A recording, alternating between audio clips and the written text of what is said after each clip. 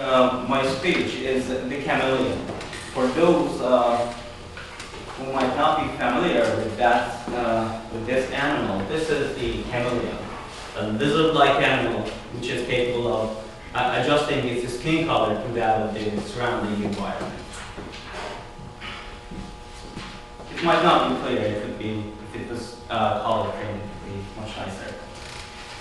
So, but today I'm not going to talk about this animal. What I'm going to do is tell you an astonishing story of a Frenchman. It was May 3rd in 2005 that an emergency hotline for missing and exploited children received 2 different calls from 2 different places about a 15-year-old boy who was alone and terrified. He arrived actually at the child welfare office by himself. Slender and short, with pale skin and trembling hands. He wore a hat, a baseball hat, pulled over his eyes. And he had nothing with himself except a cell phone and an ID, which said his name was Francisco Fernandez, and born in Spain. He also revealed that he had lost his parents in a car accident, and also his brother. And then he was sent to his uncle who abused him. Finally, he fled to France. So there, from the child welfare office, they decided to send him to a school. And there, in that school, he was given a single room. And after that, he seemed a bit relieved because he was able to wash and change in private. In that school, students were forbidden to wear hats, but they made an exception for him because he said that he has a fear of being teased by other students about his scars on his head. And after a while, he was soon one of the most popular kids in school, dazzling his classmates and his music teacher with his knowledge of the music and his Michael Jackson type dance. He was entertaining all other students at school.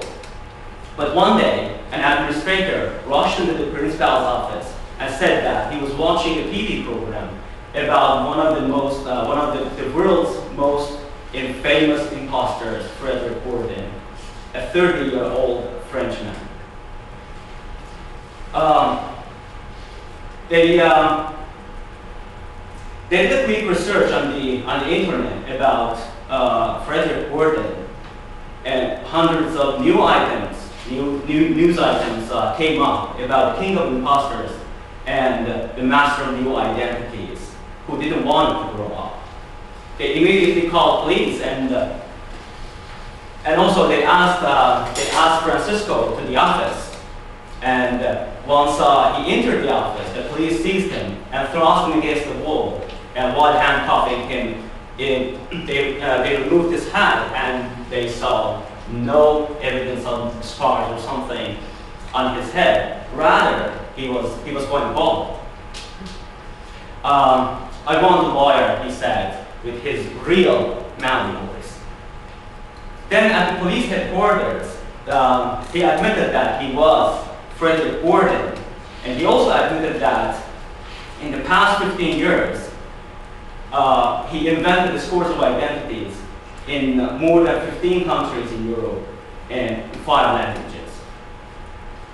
Before he was a child of an English judge or an Italian diplomat or anyone else, he was an illegitimate son of Ghislaine Bourdin, who was 18 and poor when she gave birth to him in 1974.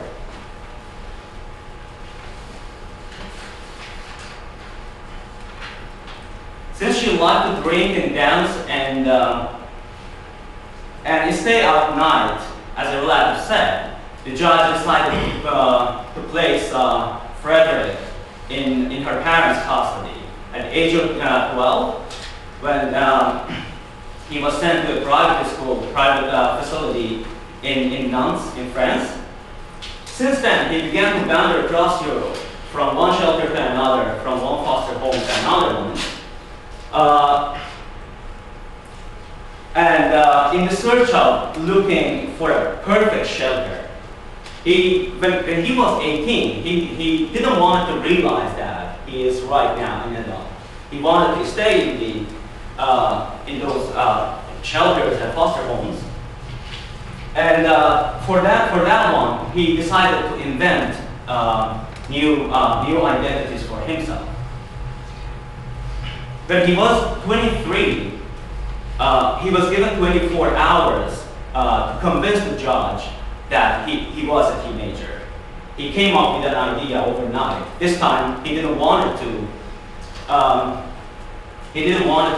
invent an identity. Instead, he decided to steal an identity.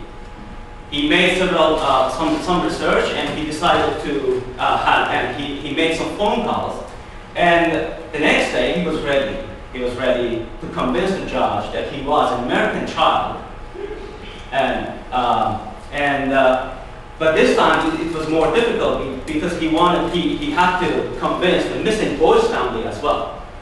So they did arrangements, and they called the missing boys family to Spain.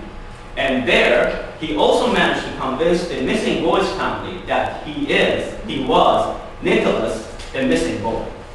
He lived with them for several months until his real identity was revealed, and he was sent to jail, and he was sent to court and pleaded guilty and was sent to jail. After a long investigation, they found no evidence of sexual violence or any financial motive. His profit seemed to be purely emotional.